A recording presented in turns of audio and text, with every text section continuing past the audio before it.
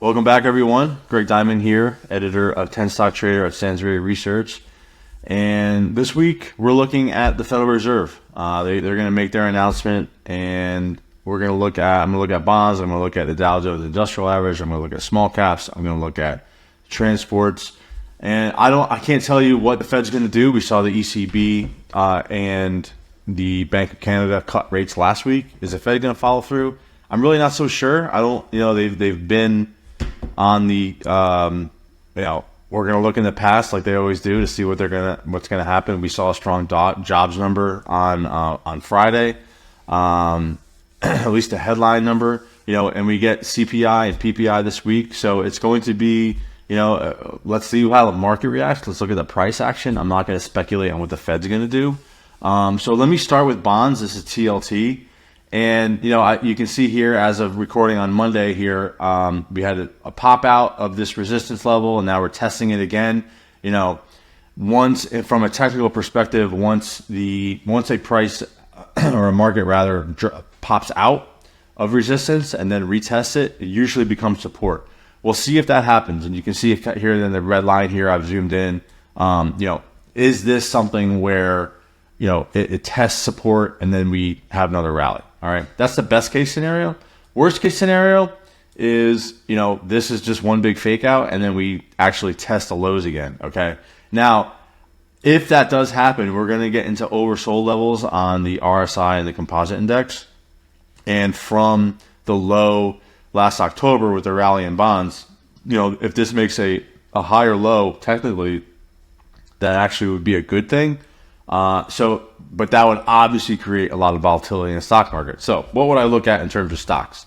Let me turn to the Dow Jones Industrial Average, and I'm looking at the Dow. It topped out in May, okay, mid-May. We've seen the Nasdaq make new highs, S&P make new highs, semiconductors, obviously. All right. So with the Dow lagging, is that a bad thing? Well, not necessarily. All right. So let's take into account the worst case scenario in the bonds where we have this big drop, right? Fed doesn't cut.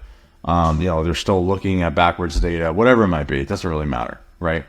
But that would spook some people, okay? Because if other central banks are cutting and the Fed is not, the dollar would rally, interest rates would probably rise. Now, is that panic mode sell? No, it's not. All right, this is what I would be looking at, okay? If the Dow drops, okay, we get right back into oversold levels on bonds and stocks, okay?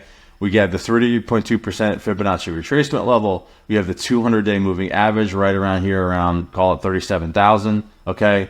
And then I highlighted these vertical lines here. These are the two time factors to watch, WD GAN time cycle factors, June 20th to June 25th. Call it about a 5-day window where I would be looking. If stocks drop into this window, it is a huge buying opportunity. So regardless of what the Fed might do, this is what I'm looking at from a technical perspective on the Dow. Let me also show you something I've been focused on for a long time here, and I've been highlighting a lot just because I like to set up that much. And this is the IWM. This is small caps. Okay.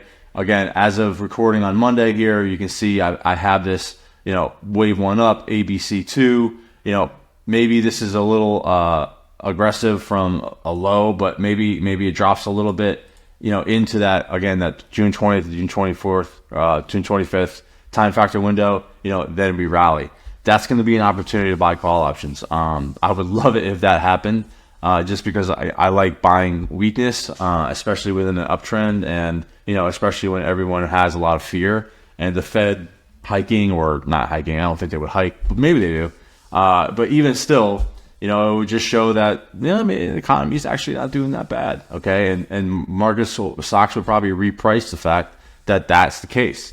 So I don't necessarily look at it as a bad thing, even though we're seeing other central banks cutting. All right. Now also let me focus on the transports. Okay. And this Dow Jones Transportation Index, and this hasn't been obviously again trucking and planes and whatever. It's not as sexy as artificial intelligence, but it has it's gone a little bit sideways, but largely has followed in terms of, all right, we had the low again in October and it's rallied, but just hasn't really kept pace. But it's not breaking down either. All right. So if I saw this really breaking down, I would be concerned. But to me, from this October low and all this mess in here looks corrective. You can see kind of how I've had one, Elliott wave count within this. But to me, and again, if I look into this June 20th level, let's say we drop down in here and break below this trend line, that's probably going to be a buying opportunity as well. So Fed, inflation, the worst case scenario is bonds break down, stocks have another round of volatility. I view that round of volatility as a buying opportunity. And I've alerted 10 stock traders or 10 stock trader subscribers to what I'll be looking at in terms of to trade. But I view any volatility, especially going into those time factors, as a situation where I want to buy. All right. Thank you very much. We'll see you next week.